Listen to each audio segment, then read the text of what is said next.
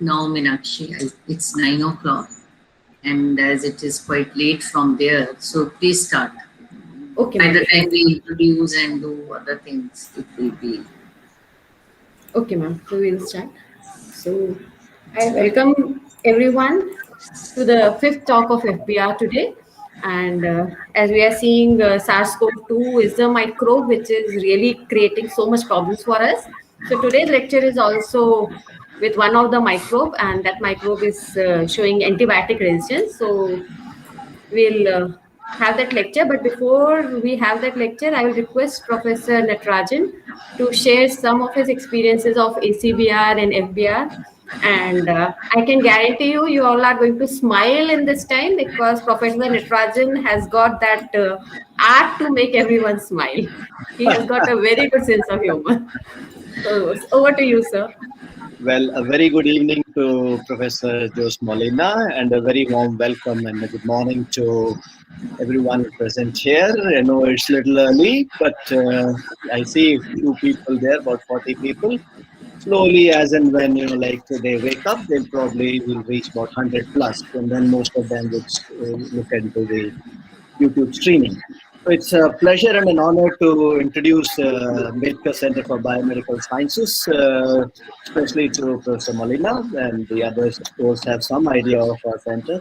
It's a unique center and a very young center, keeping the university's age in mind. University started in 1922, way before, a couple of years before the Spanish flu happened, and then now 100 years later, we are struggling to cope up with our own pandemic. So ACBR came into existence on paper in 1991, and then the first batch rolled out after getting all the paperwork done by about 2000 or so. It's a unique center, I say, because it has a very nice amalgamation of biology and chemistry. We have a nice interface which connects the two, and our forefathers had the foresight to know that, like you cannot do biology without chemistry, and chemistry, if it needs to reach the people, needs biology. So it's a very nice integration that we have.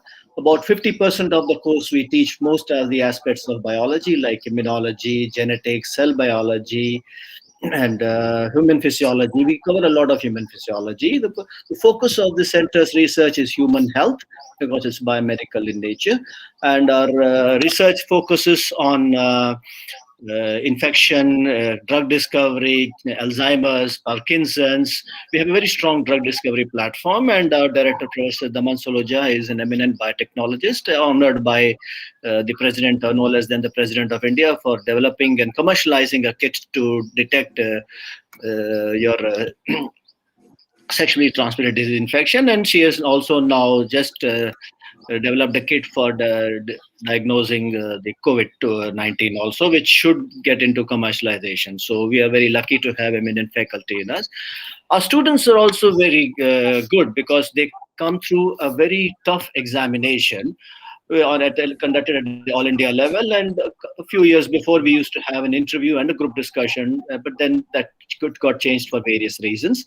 Because of the training that they get in chemistry and biology, they are much better equipped, and most of them clear the National Eligibility Test or NET for entering into the PhD program. We offer two programs at ACBR. One is MSc Biomedical Sciences, and we also have a PhD Biomedical Sciences. We have 3 undergraduate colleges connected to us where we give BSc or BS degree in Biomedical Sciences. Another unique aspect is, as the name suggests, we are not Ambedkar Center for Biomedical Sciences, but biomedical research, because a lot of emphasis is put on the research component, so much so that about 3/4 of the credits of the entire 4th semester is focused on their project and MSc dissertation, which our students do it in ACBR and also in many of the labs in across the city. Although it is slated in the paper on 4th semester, but we allocate labs at the end of the second semester so that they can utilize the summer vacation to get onto their labs.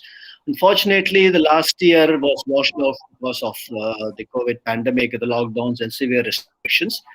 And So the batch that is going to pass out there missed out, and very few people could manage very little research. But hopefully, things will improve, and we will beat this pandemic with a. Oh well, I know I have double cross, but then hope is always there, Dr. Malina, and I think with the concerted effort of all the world's leading doctors and scientists, we should be able to beat it. We beat the Spanish pandemic 100 years old, which much less known about sciences and lesser technologies. Who would have thought that we would have so many vaccines rolled out in such a few, such less time? I mean, like, as an immunologist, I know that any vaccine development takes about 4 to 5 years minimum, right? And today's Soumya Swaminathan, who is the WHO chief scientist, statement says that even the best scientists are flabbergasted by the way that 1 billion people, as on date, as I speak, 1 billion people have been vaccinated across the globe against a virus we had no clue about. So I think I've taken a lot of time, and we'll keep your humor maybe later on, Meenakshi. And I know Dr. Malina is also getting late there. He would like to finish his talk and hit the bed. So, but I encourage our students to delay his sleep by a few more minutes by bombarding him with a lot of questions on AMR. I welcome and take this opportunity to welcome you. Of course, there will be a formal introduction. Welcome you all, and a very warm welcome. Yeah, good morning. Right. Thank you. Thank you. Yeah, thank you, sir. So I will also not take much time, and I'll hand over this to now Professor Damal Saluja. She will be introducing our speaker, and we'll start then.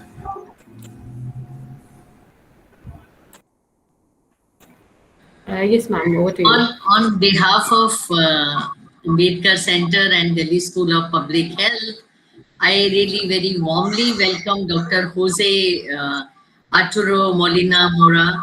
I hope I'm saying it correctly in your accent Spanish section. Yeah. Very well, yes. So it is in Spanish, it is J is pronounced as her. So Dr. Jose is the right word. He is a researcher, professor at the Center of Research on Tropical Diseases and faculty of microbiology of the University of Costa Rica, in Costa Rica, of course. His work very much aligns with the research carried out in ACBR. He majorly focused around bioinformatics, mathematical computational modeling, data mining, analysis and complexity, looking at the complexity of the biological systems, including cancer, resistant antibiotics, and metabolic diseases. You will be surprised. We were just talking about the interdisciplinary of our center. Dr. Jose completed a degree in microbiology and clinical chemistry, and then he went ahead to take another degree in mathematics teaching at University of Costa Rica. He obtained his master's in bioinformatics and system biology and a PhD in science with emphasis in bioinformatics at the same university.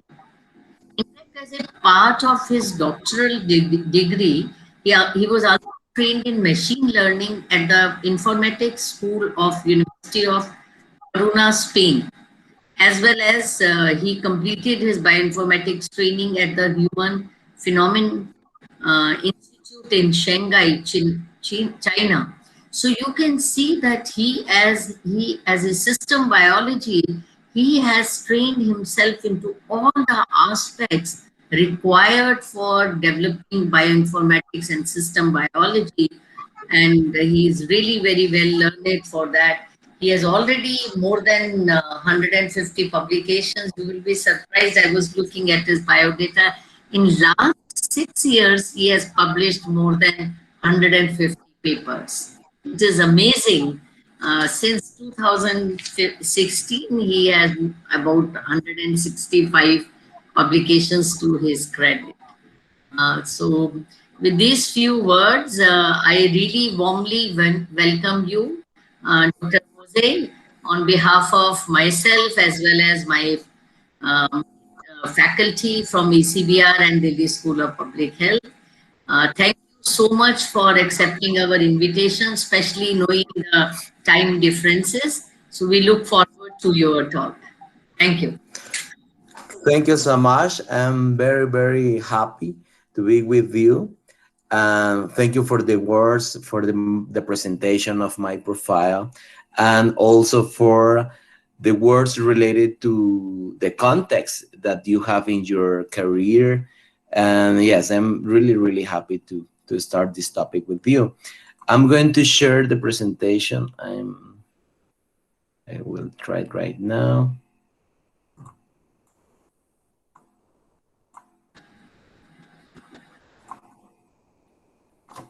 Can you see the presentation? It is coming up. Yeah, we can see it now. Okay. If you have a problem, just let me No, know. we can see it. There is no problem. Okay. Okay. Today we're going to talk about molecular determinants of antibiotic tolerance in the high-risk Pseudomonas aeruginosa AG1 by a multi-omics approach. Basically, we are going to talk about a general context, of course, about this model, and then the different steps that we carry out for the multi-omics approach, including genome assembly, comparative genomics, proteomic analysis, perturbome analysis, and transcriptomics. But first of all, I want to know, I'm not very sure if you know where Costa Rica is. Costa Rica is in the middle of America. As you can see, it's basically like a bridge. And we are next to Panama. And here we have, this is our capital that is called San Jose, like my name, San Jose. There are two special places for me, my home and University of Costa Rica, the place where I studied, and now I'm working as a researcher. But let's start with the topic. About antibiotics, we know that when we have bacteria and we expose bacteria to antibiotics, we can select some bacteria that in the beginning it could be in a low concentration, but after this treatment, we can select them and the resistant population will be predominant. This is a public health problem in which there is a failure in the treatments. According to the World Health Organization, we can classify organisms in different groups or risk. For example, we have a priority 1 or critical group in which we have Pseudomonas aeruginosa with resistance to carbapenems, that is a kind of antibiotics. They are called also high-risk clones when they have a profile of multi-resistant to antibiotics, and they are also related to infections in the hospital. So these two concepts, the multi-resistance and infections in hospitals, that's why we call high-risk clones, okay? And they, for example, the critical organisms, they are often, yes, they are classified as high-risk clones, for example, Pseudomonas aeruginosa. These bacteria, Pseudomonas resistant to carbapenems, have a high prevalence around the world, including Costa Rica, as you can see here, that is in red with high levels of prevalence of resistance. Pseudomonas aeruginosa can cause different infections in basically all the human tissues, as you can see here. It is not the idea to talk in detail about the different situations, but in general, all the human tissues. This bacteria is a gram-negative bacteria, and of course, we have different antibiotics to fight them. For example, we have the carbapenems that the mechanism of action is related to the inhibition of the cell wall synthesis, as we can see here. We have other special or the bacteria try to fight this using different lactamases that these lactamases will destroy the antibiotic. Also, we have other kind of antibiotics such as quinolones, including ciprofloxacin, that they have an effect on this cell replication, using, for example, molecules of the DNA GRS, as we can see here. And of course, we have other antibiotics, but basically these two are the more important. In the case of Pseudomonas aeruginosa AG1, this bacteria was isolated in 2010, and it was classified as a high-risk clone. Remember, high-risk means that have a profile of multi-resistant to multiple antibiotics, as we can see here in red, and they are associated with infections in hospital. This bacteria was isolated from the Costa Rican hospital. And when we were studying this bacteria on the different treatments with antibiotics, we found a special thing when we exposed the bacteria to ciprofloxacin, a quinolone, a special antibiotic. And we found a decrease in the growth curves, as you can see here, but these concentrations are sub-inhibitory concentrations. This situation was specific for ciprofloxacin and was not found for other antibiotics such as imipenem and tobramycin. This is a particular thing that we were interested to study, as we can see in the next video. The idea here is that we are going to expose the bacteria to ciprofloxacin, and we are going to have a different situations, effects on the transcription and translation, affecting the molecular network that we have in a basal in a basal state. Because the bacterial resistant, the antibiotic is not really killing the bacteria. But the idea is to describe the networks using systems biology and then try to identify some specific points to fight and eventually overcome the resistance. To make this possible, we implemented a multi-omics approach in which we needed first to assemble the genome, as we can see here as a first step. Then we compare the genome with other genomes using databases. We also had a proteomic profile using two-dimensional gel electrophoresis. And finally, we have the transcriptomic analysis, in which we first determine the protobomb, that this concept we are going to study it later, and finally to evaluate the response to ciprofloxacin at the transcriptomic level, as we can see here. For the first point, the genome assembly and annotation of Pseudomonas aeruginosa AG1, we follow a strategy using next generation sequencing, in which we extracted the DNA. Then, of course, we split it into pieces as regular, and then each fragment was sequenced, as we can see here in the video. Then in a coming step, we have the reads, and they were assembled into the contigs. Is the step that we call the genome assembly. If necessary, we finish the process with the scaffolding step to try to circularize the genome, as we can see here.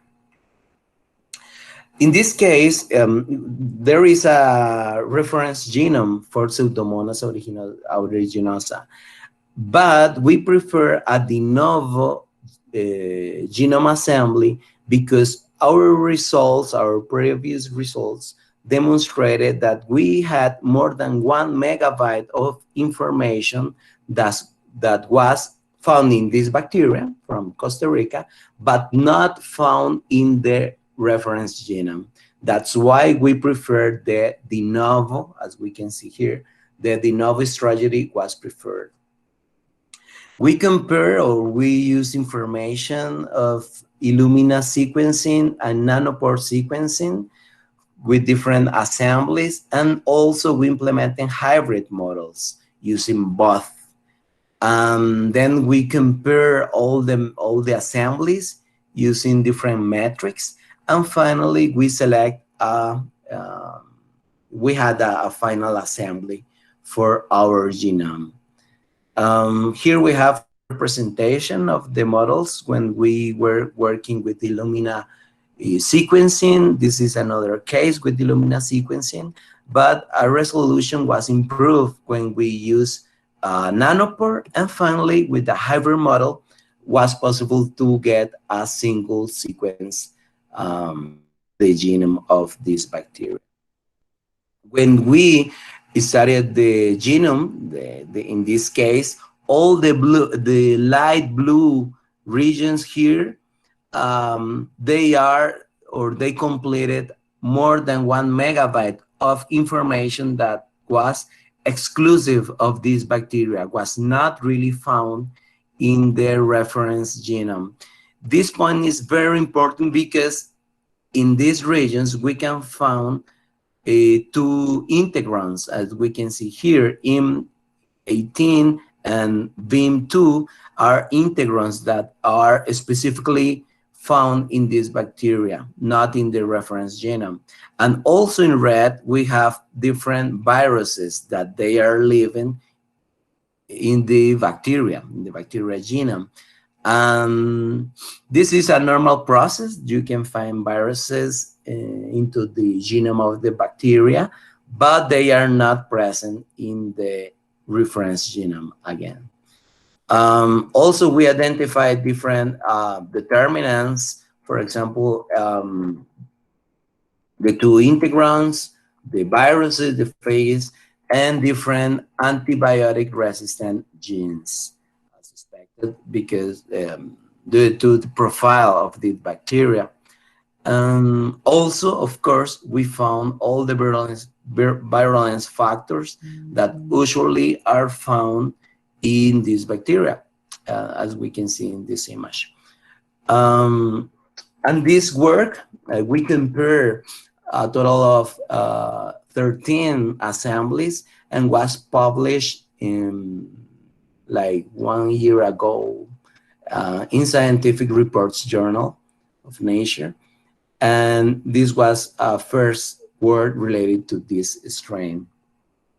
In our second part, we established a comparative genomics strategy to establish the pangenome of Pseudomonas aeruginosa and to study the integrons of this bacteria. In the strategy, we first verified that the genes of the integrons were functional using PCR. Then we tried to assembly, or yes, we finished the reconstruction of the genomic regions of the integrons. To make this possible, we compare our assembly with all the complete genomes on databases, and in this case we use NCBI, and we then compare the genomic islands or the specific regions that this bacteria have. This bacteria has in comparison with other related strains. Here we have, for example, some results of the PCR in which we can induce the expression of the genes BIM2 and IM18, that they are both in the integrons of these bacteria. When we compare all the complete genomes of Pseudomonas aeruginosa using NCBI data, we found a specific cluster, as we can see here in green, in which we found our Costa Rican strain. And we use all these strains in grid that are, they have a specific profile, genotype that is called ST111, to compare the content of genomic islands, as we can see here. So we compare them, and then using this information, was possible to identify first that integron with BIM2 was also present in other strains. Basically, what we are doing here is that, or we found here, is that this integron was previously reported 10 years ago, as we can see here, and in 59 like integron. Okay, this is not really new, but it was a new description in this bacteria, but the integron was present in other strains. But the more interesting thing for us was that the integron, the second integron with the IM18 gene, was a new integron, or we don't know if new exactly, but was not reported on by databases. We were not able to find other strain with this integron, so it was possible for us to report it as a new element, as we can see here, with a new structure, and it was incorporated as a new element in the integral or the integron database. This work was published some months ago in the journal Infection, Genetics, and Evolution. In the third step, we had the proteomic profile of this bacteria when was exposed to antibiotics. To make this possible, we implemented a two-dimensional jelly electrophoresis in which we separated the proteins of the bacteria using first the isoelectric point as a first dimension, and then separating proteins using molecular weight to get an image like this one. Because we wanted to compare the profile of these proteins using antibiotics, we implemented an image analysis protocol in which we had different steps related to the identification of spots or the dots that we have in the images.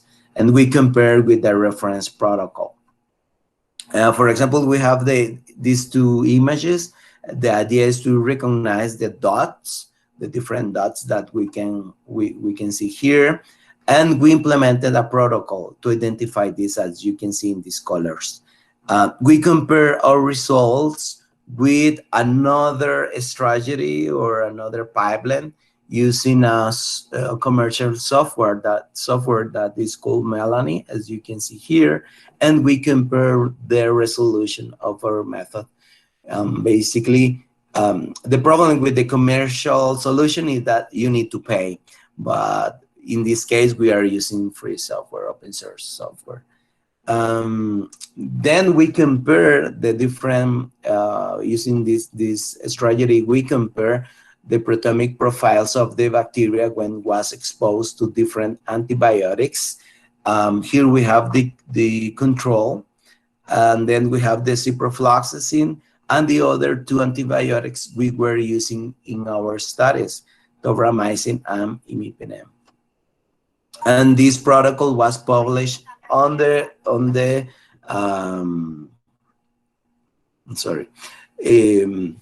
the journal Medicine, as you can see here. Basically, the protocol to image that image, to analyze that images. In the first point, we have the core perturbome of Pseudomonas aeruginosa. In this case, what is the perturbome? Okay, the hypothesis here is that when you have a bacteria or an organism in general, and you expose that organism to different conditions of stress or perturbations, you are going to have a specific response. But the hypothesis is that you can be, or you can find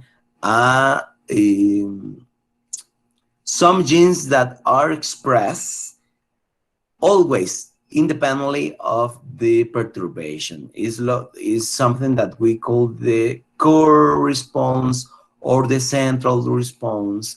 And 2 years ago,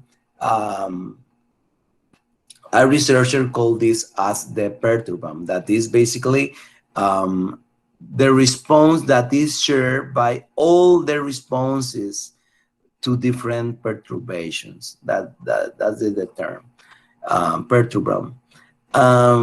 So we use different data, transcriptomic data from gene expression omnibus, in the case of Pseudomonas aeruginosa, to identify that perturbome. For make this possible, we had more than 70 samples within 14 perturbations, and we implemented a machine learning approach with 6 different models to train the data sets, of course, and then to test the fitted model. We have, for this case, we have more than 5,000 genes, and we were able to reduce the list to rank the genes in no more than 60 genes. It was only less than 1% of the total genes that we have in the data. We compare the 6 approaches. As you can see here, we compared the 6 approaches, and we found that the genes that were shared by the different approaches were related, according to the KEGG annotation, to protein export, DNA replication, response to stimulus, metabolism, ribosomal activity, more metabolism, biosynthesis. In general, of course, very general responses that are shared by all the perturbations. When we model using this a systems biology approach, we determine different topological metrics or properties, and we found that they are associated with a cluster, as we can see here. And these genes, again, are related to different responses of growth, metabolism, biosynthesis, RNA degradation, ribosomal activity, and response to stress and stimulus. In fact, our results were consistent with another approach using differential expression analysis. That was an important step to compare the machine learning approach with another more classical strategy. All this work was published as first perturbome of Pseudomonas aeruginosa, as we can see here, in this journal Biosystems. And finally, we have the transcriptomic response to ciprofloxacin in AG1 in our model. For make this possible, we implemented the RNA-seq assay, in which we had our bacteria under the exposure to ciprofloxacin, and we have 3 times, times 0, 2.5 hours, and 5 hours. And we compare all the conditions against the initial time. To make this, we implemented RNA-seq analysis at the first part using, of course, the sequencing of transcripts. Then we have the bioinformatic pipeline for RNA-seq, and finally the systems biology approach to build the networks. And a final step was the validation using a phenomic assay. Here we have the comparison of the different samples with the proteomic, the transcriptomic profile using RNA-seq, and we can see two groups of genes. First, this group in the top of the figure, they are genes that they increase in expression a long time, as you can see here. But in the other group, in the bottom of the figure, they reduce the expression. This information corresponded to a total of 518 genes, as we can see here, and many of them were related to prevalence factors, and more importantly for us, to viruses genes, phages, as we can see here.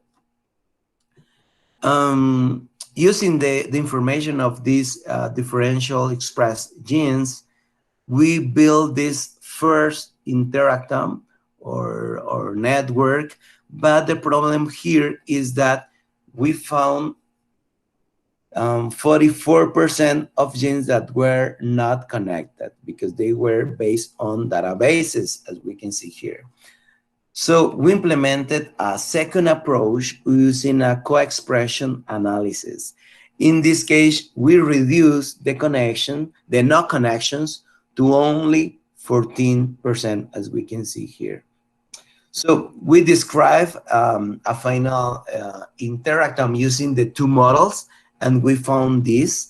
In this systems biology approach, we are representing the KEK pathways, the annotation of the genes, of course, that we have here, and we also have the triangles in blue. They correspond to the viruses, genes of the viruses, the phages. Using this strategy, we were able to identify the hot spots or the main points of the network, as we can see here in black.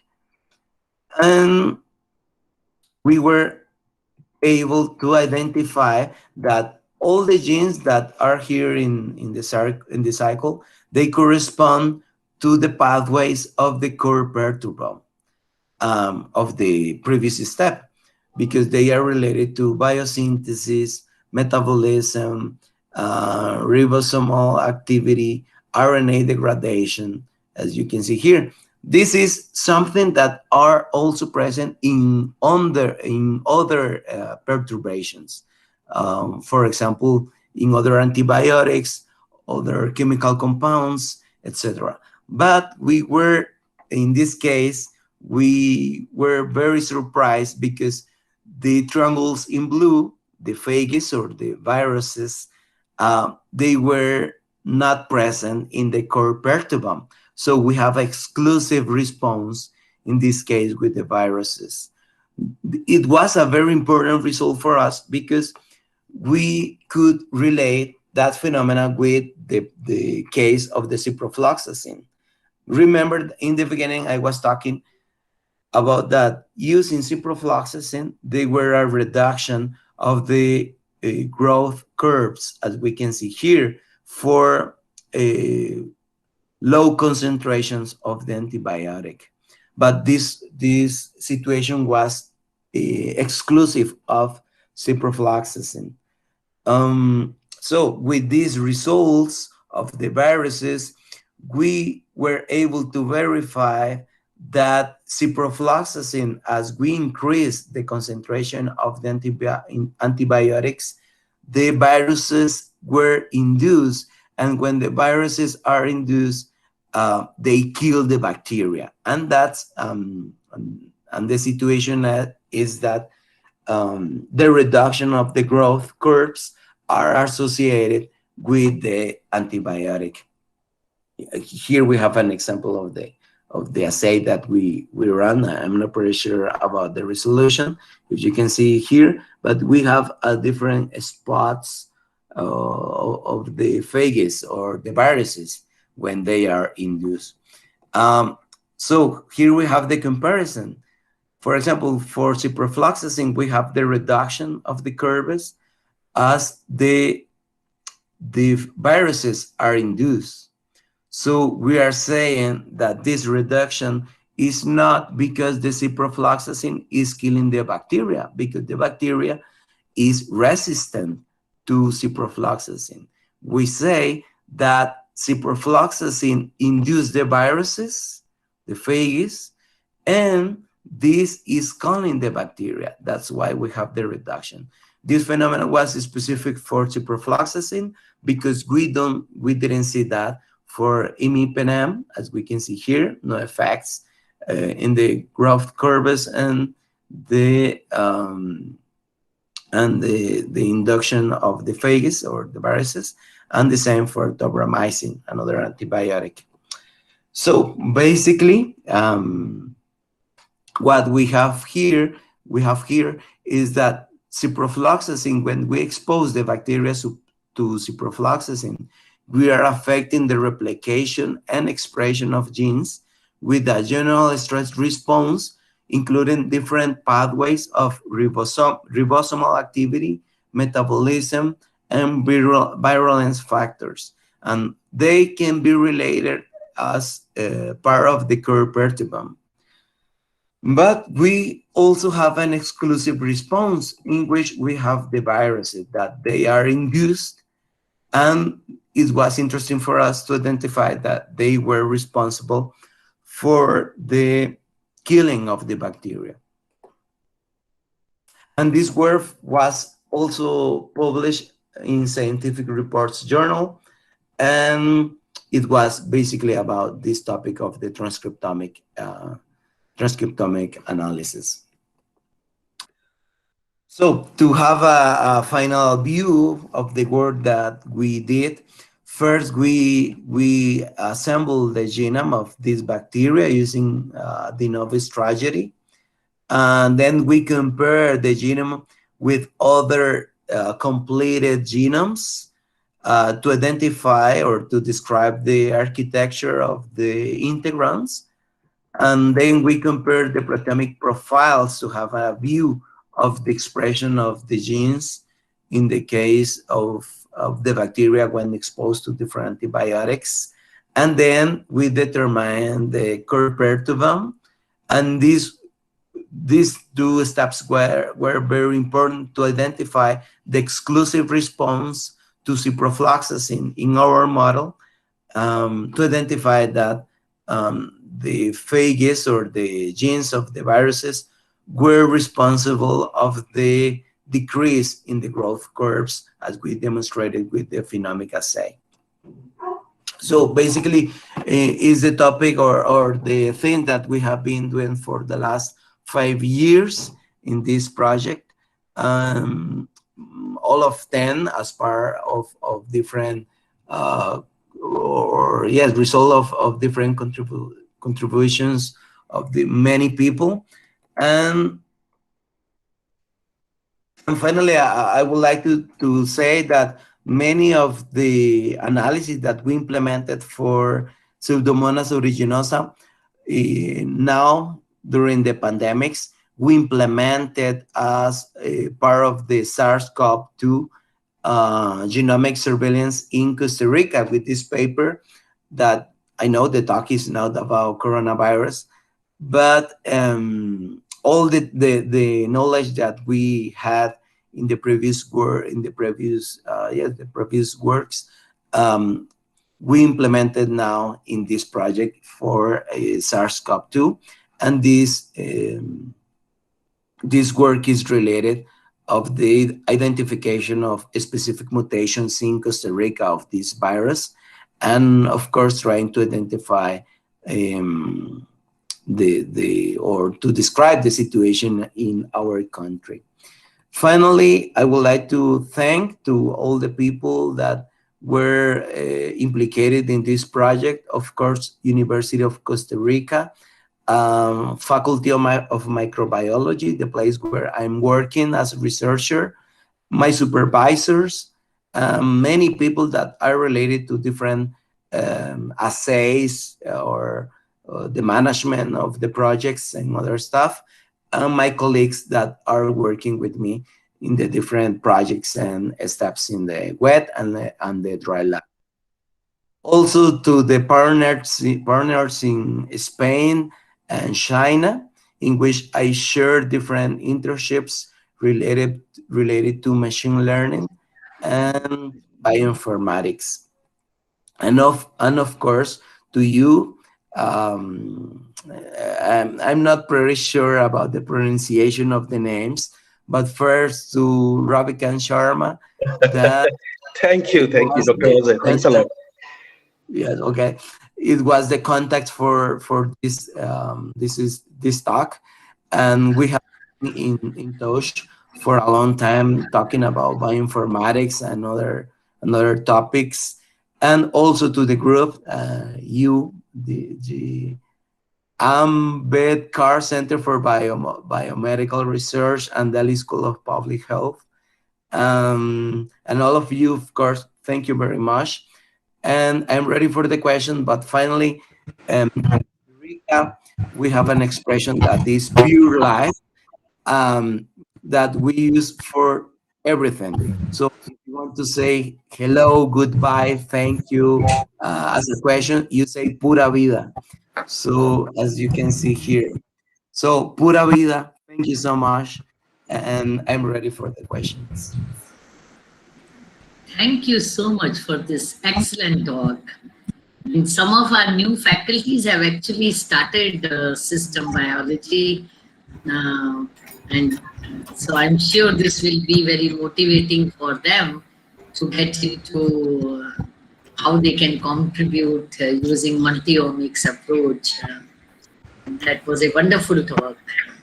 So give lot of ideas for future work, how we can take our own country's problem. Like we have huge problem of tuberculosis and antimicrobial resistance in India.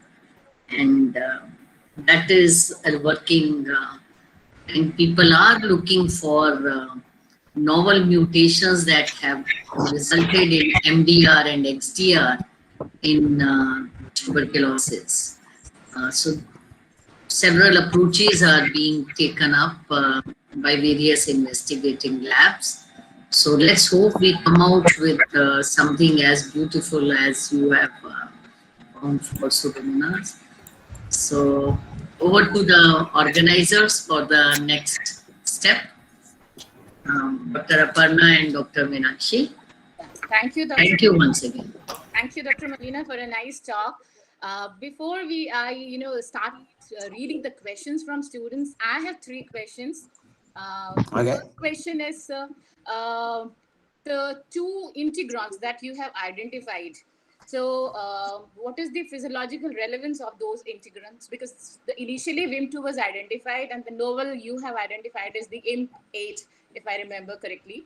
So what is the physiological relevance of these 2 integrons? They are directly related to the resistance properties? Okay, yes. Basically, what we have here from the physiological point is that we have a modulation of the response.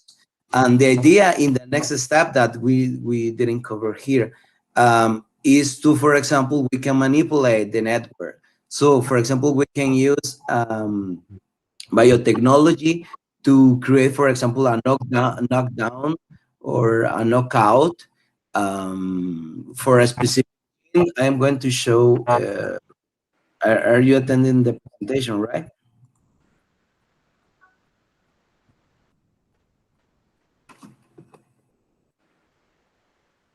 For example, here in this at this point, we can destroy the network if we have, for example, a knockout here. So the idea from the physiological point is that we are modulating the response to stress. Of course, I'm talking about the physiology of the bacteria. okay, from the um, bacteria point of view, okay. Of course, if we are thinking about the human physiology, is kind of different, because in that case we can think, is this experiment of the, I'm going to move to the I want to say slide. the functions of the two integrons. What are they coding for? Or there is some enzyme, some antibiotic resistance like lactamase or something which is coded in this integrons. Again, sorry. I meant to say the function of the integrons. Are there some enzymes which are present in the integrons which are directly coding for resistance in these bacteria? That is what I'm asking. Okay, you're talking about the integrants. Yes, in the case of the integrants, they have the genes. I'm going to move to this.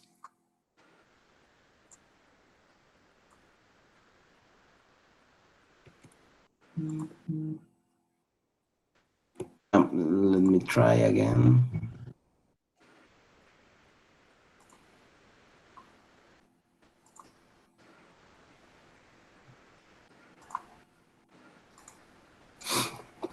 In the case of the integrants, they have these two genes, BIM2 and IMP. Okay, so the idea here is that the integrants, they are carrying the of resistance to carbapenems, that they are responsible of the classification of this bacteria as a high risk clone. If you remember, at this point, the resistance to carbapenems is critical. Right? It's priority 1 according to the World Health Organization. So the relevance of the integrants are associated with this activity, of the activity of the lactamases, and that's why we then describe in more detail, because when we established the genome assembly that I searched, I showed here, and we were not at this point, we were not able to identify the structure of the integrants. That's why it was a first work. That's why in the second approach, we tried to define that. So we verified that the integrants are active. We can induce, the expression can be induced when we use antibiotics. So from the physiological point of view, we have demonstrated, not in this work, but in another study, we demonstrated that this expression is related to the formation of biofilms, are those communities of bacteria and other organisms, DNA, etc. And they are very important for many cases of lung infections. So yes, from the physiological point of view, the integrants were very important in our case. Okay, so my second question is, because I heard this word protobomb for the first time, which is very nice. It's like an experimental treatment, which could be natural, right? So, what are these 14 perturbations you're talking about? Have you given some kind of treatment to the microbe, or they are clinical isolates? So, what are these differences in the 14 perturbations that you were talking about? I apologize because I guess I don't have enough sound. Okay, okay. Let me try. The 14 perturbations that you talked about for the machine learning. So, Okay, in the part of the machine learning, yes. yes. So, what are these 14 perturbations? I suppose these are certain kind of changes which has physical, external, or internal, whatever changes has happened. So, what are these 14 perturbations? Have you given some kind of stress to the bacteria, or they are different? Sorry, clinical isolates, or what is the difference between the 14 perturbations? Okay, very good question. Very good question. Yes, in the paper you have the details, of course, because this is kind of fast. Mhm. The perturbation that we have, they are mainly chemical compounds, but most of them are antibiotics, not only antibiotics, but other compounds that are tested or usually tested, trying to identify an antimicrobial, anti, yes, an activity as antibiotic. For example, a thing that is not really recognized as an antibiotic, but they are being used because that.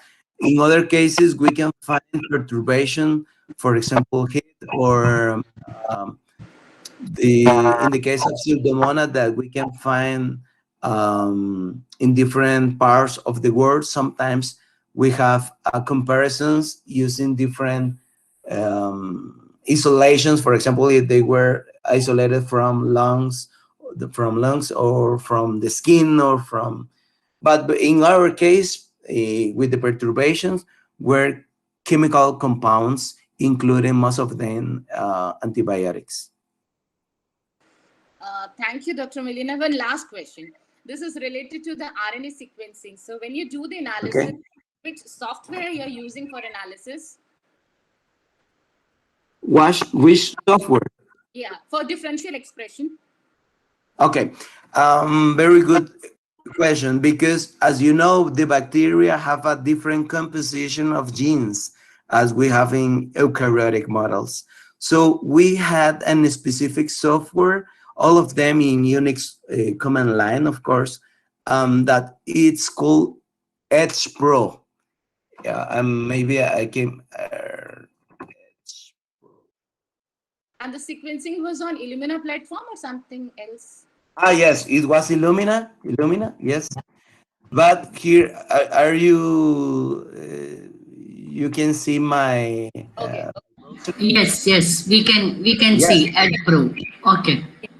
As you can see, we have a specific method for prokaryotics. As you Prokaryotes. can see Okay. here, Okay. is basically, as you can see, using classical tools for Okay. example, the alignment of the reads to the genome, but they have some specific consideration according to the composition of a gene for prokaryotic. For example, we don't have introns, we don't have isoforms that we can find, of course, in eukaryotic. So they have some specification for that, and we use command line for make this possible. So the data were sequenced using Illumina. Then for, of course, for we have a quality control step, then the mapping using this protocol, and finally for the comparison of the quantification according to the experimental design, we implemented the script in R using DSAC2. Maybe you know more about that. It's like for differential expression analysis. Yes, yes. So the main point here is the mapping step, because we need a specific tool for prokaryotics. In this case, with HPO as explained. Okay. Thank you so much, Dr. Molina. Now we can read questions from the students. They have written the questions in the chat box. So Okay. the first question is, how do we determine the number of perturbations we should perform on our sample? Is it based on the number of strains we are taking? So Okay, how do let me Yes. respond to the question. The number of perturbation was defined according to the databases, the things that, the samples that were, yes, that were found in the databases. It was not a selection.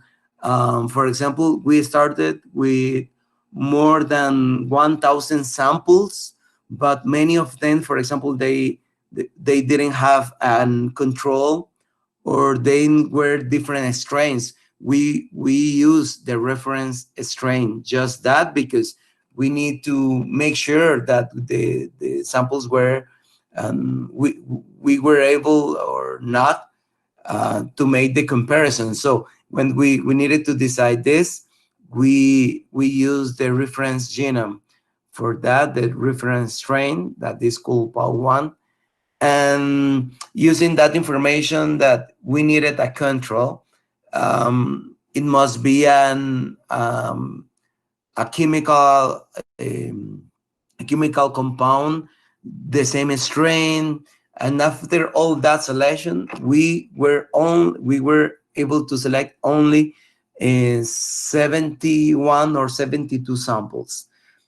Not so much, but they were, because each experiments, they come from different labs, so not they are not always, it's not always possible to compare the samples, of course, in that case microarray data.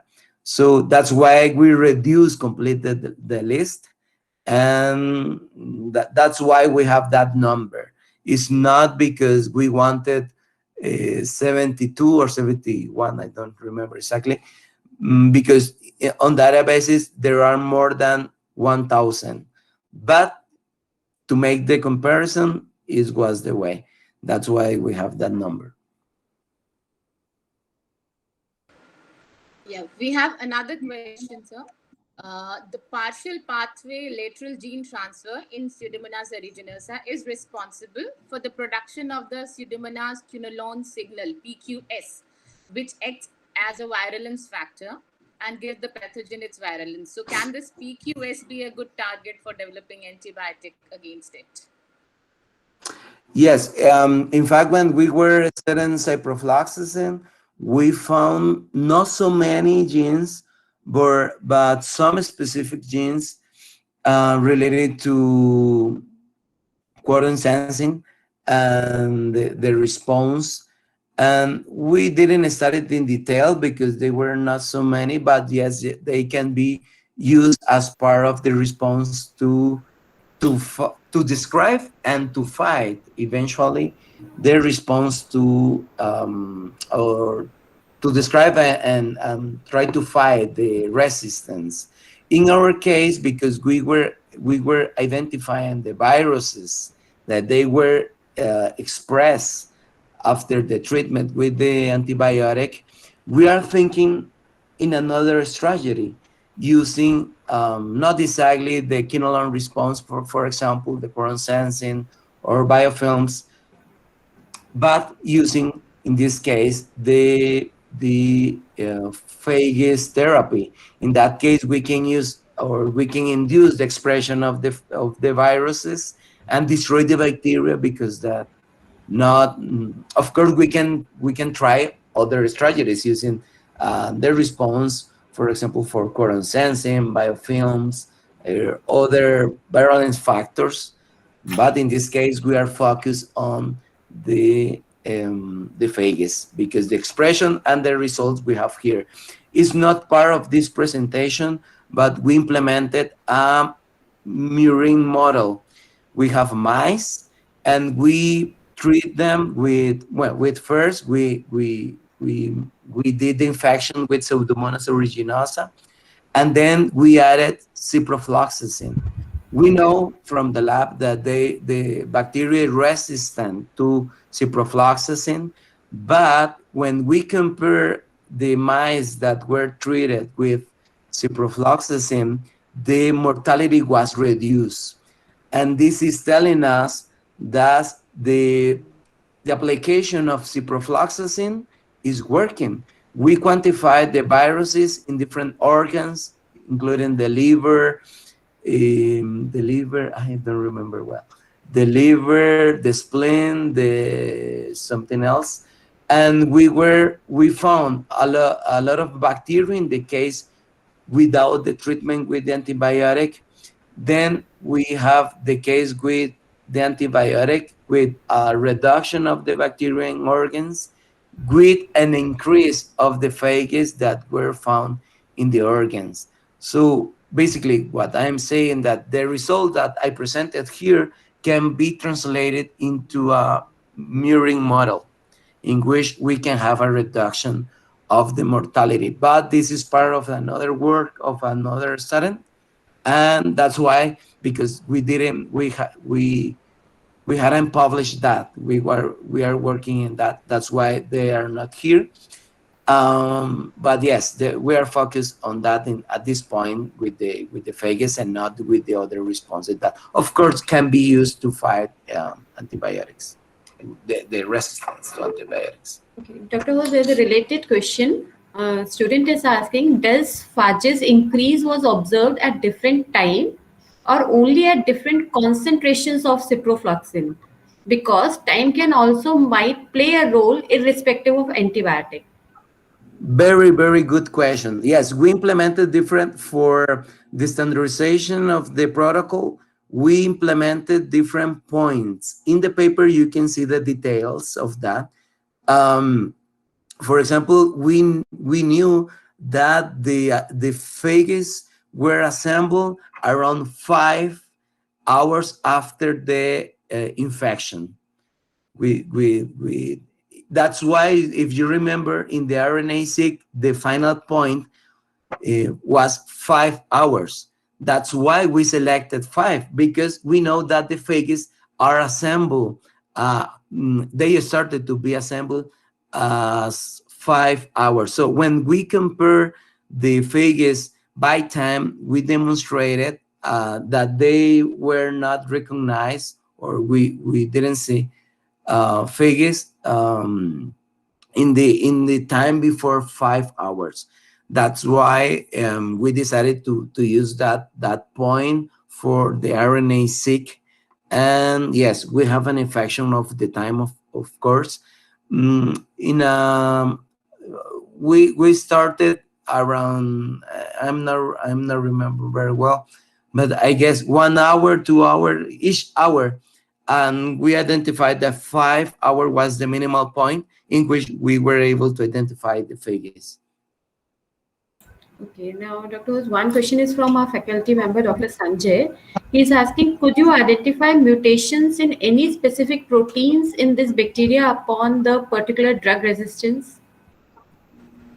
In mutations in what, sir? Could you identify mutations in any specific proteins in the bacteria upon the particular drug resistance? Yes, very important question also. Yes, we were able to then, for example, you know that the resistance to antibiotics can be explained by different mechanisms. For example, you can destroy the antibiotic for the lactamases, using the lactamases, but you can put the antibiotic out.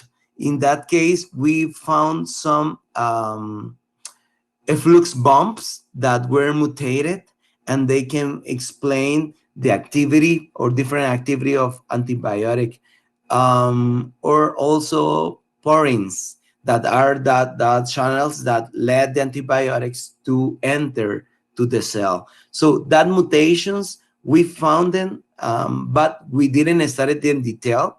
We know that they are here, but we suppose that they are having an effect, and they can explain the resistance to other antibiotics that they have been described. For example, there is a porin that is called porin D, and they had mutations, in our case mutations, and other studies have demonstrated that are related to resistance to other antibiotics. So yes, mutation. We also identify mutations.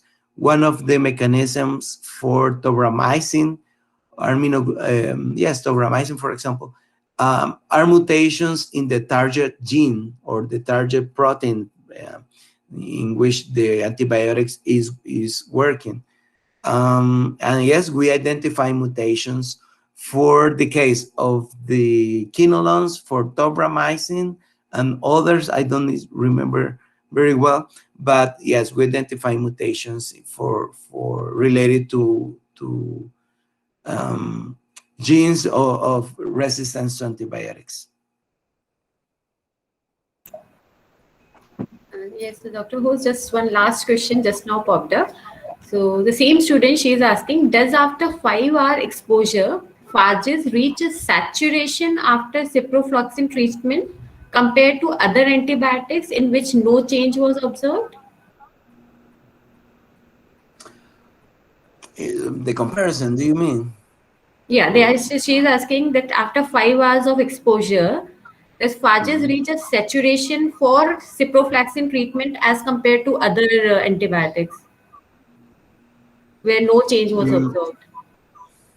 okay, I guess I'm not getting the question, but But there was only one treatment, ciprofloxacin, for the RNA-seq analysis, right? So one treatment. yeah. So Okay, okay, I see. Okay, yes, this is because no sushi for us. That's why we selected a specific concentration, and we use it. I'm going to show you. Are you attending the presentation, right?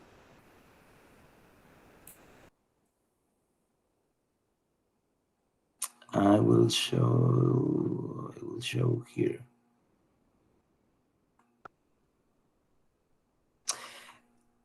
Yes, we have the different concentrations, but we use the concentration of 12.5 because because there is a significant reduction of the growth curve, but we have enough cell mass to make possible the RNA extraction. That's why we use that concentration. Is the curve in green.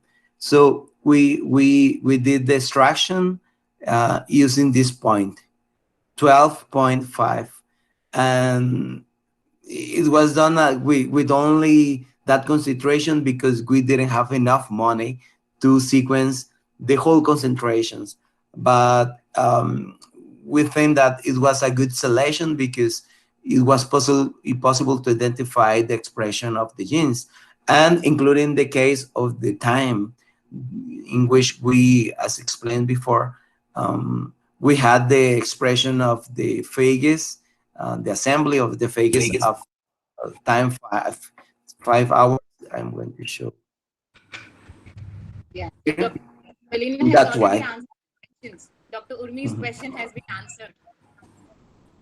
But Right. So there was another question which you have already answered. That is there a correlation between ciprofloxacin, resistance to ciprofloxacin, and induction? So you have answered that through this graph. Don't think there's any other questions. If any other faculty wants to ask a question.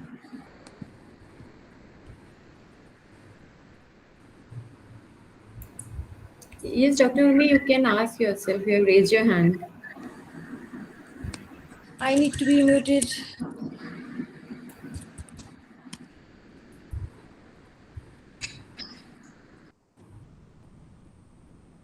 Ma'am, that you can do it by yourself. You unmuted yourself for a moment. Yeah, ma'am. It was unmuted, then again muted.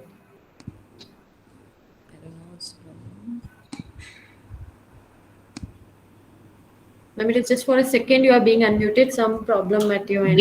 There is some problem, Udmi, at your end. You are unable to unmute yourself. Yeah, it's going back on mute and muted. Okay. Waiting.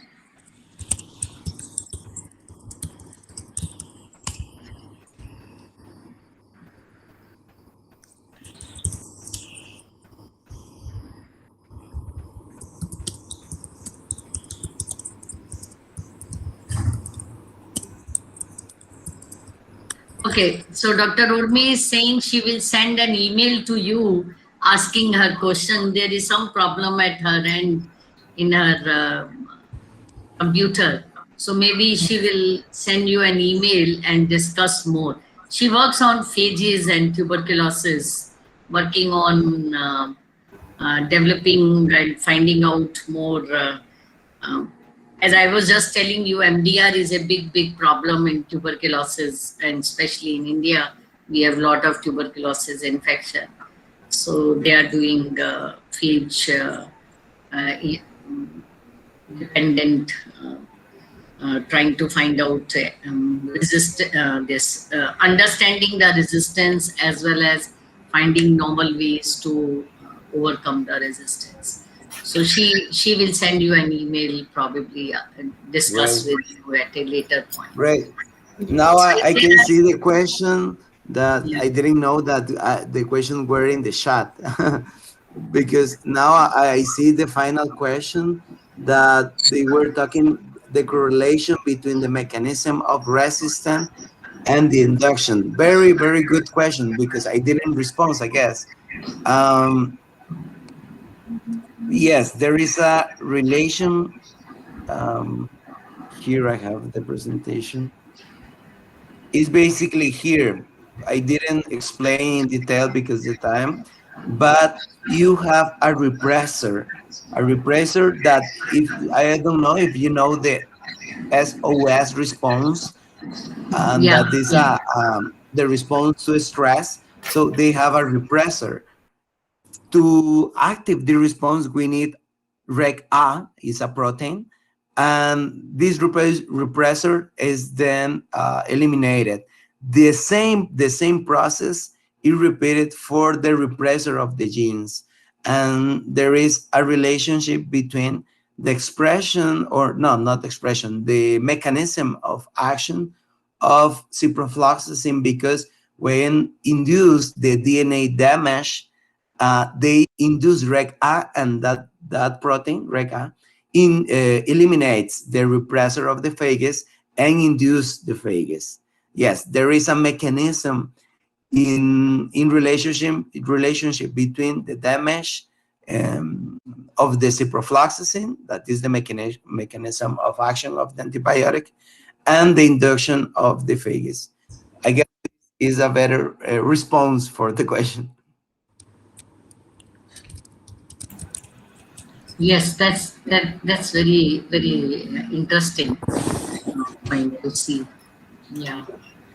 So, um, what it was, Pura Vida, right? Pura Vida, Dr. Jose. Pura vida. Yeah. Excellent, excellent. Pura Now vida. I'll just invite Dr. Ella Singh sir, and he will give formally vote of thanks to you, and we'll end the session. So yeah, sir, to you. Okay, thank you. Thanks, Dr. Josh. It was really a very nice presentation. First of all, it's my privilege to have been asked to propose vote of thanks to our distinguished speaker, Dr. Jose Arturo Molino Mora. You will excuse me if I'm reading incorrectly, from the University of Costa Rica, as a part of our seminar in biomedical sciences, Frontiers in Biomedical Sciences 2020. I, on behalf of Dr. B.R. Ambedkar Center for Biomedical Research, Delhi School of Public Health, and as a part of the organizing committee, would like to thank you for your uh,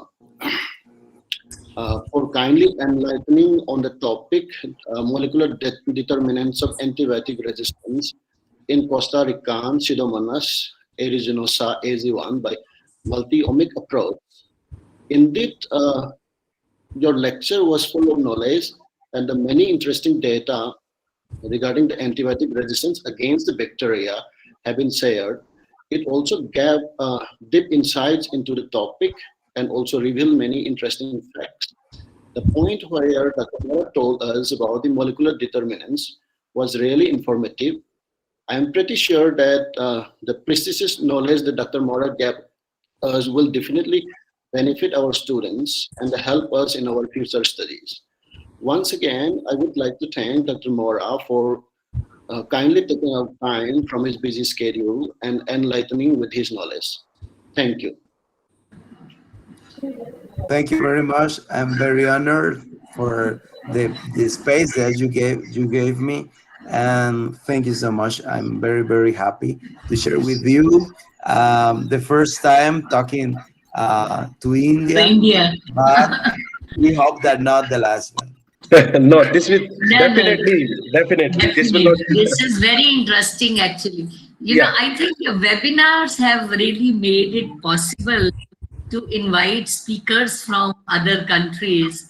Although I know, we are being a little more speaking about ourselves, you are already looking forward to finish the talk and hitting the bed. But otherwise it was not possible because we could never afford to give travel to the speakers, and therefore Yeah. we could never have speakers from abroad for various conferences in India. But this has really helped us in webinar series, and even after the pandemic, we think that we can have webinars and keep connecting to people abroad, which is a way that this virus has shown us how we can really stay connected, even Yeah. with minimum grant, by organizing various webinars.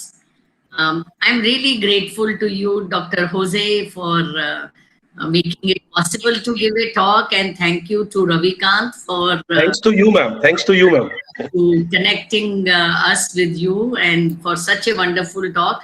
I'm sure people will from ACBR and Delhi School of Public Health will keep on writing to you and connecting you, and many others like Dr. Urmi and many others from the university fraternity will connect with you, because this is the system biology is now the way forward, and we need to really work, and we can learn a lot from your experience, rich experience in this multi-omics approach, especially for antimicrobial resistance, which is a big problem now, not only in India but globally. And Yeah. we really need to look into the other genes which are involved into resistance patterns. Thank you so much once again, and good night for you. And Thank you. Thank you so much. We hope to have a very wonderful collaboration eventually. And yes, I guess we can share many things to try to put a little piece in this huge problem of antibiotics and other yes, organisms. And yes, we hope to have a collaboration, and then if possible in some month maybe organize an activity, academic activities. yes. And there are a lot of ideas that we can now have Yes, we with can the have some virtualization. workshops. We can have some Yes, workshop where we can invite you to really train our faculty and students. People can participate all over, not only from ACBR but from all over the country. Whosoever is interested in working, that will be a wonderful thing to do, and we will get in touch with you, and so that we can organize please. it. Thank you Yes. so much for this offer.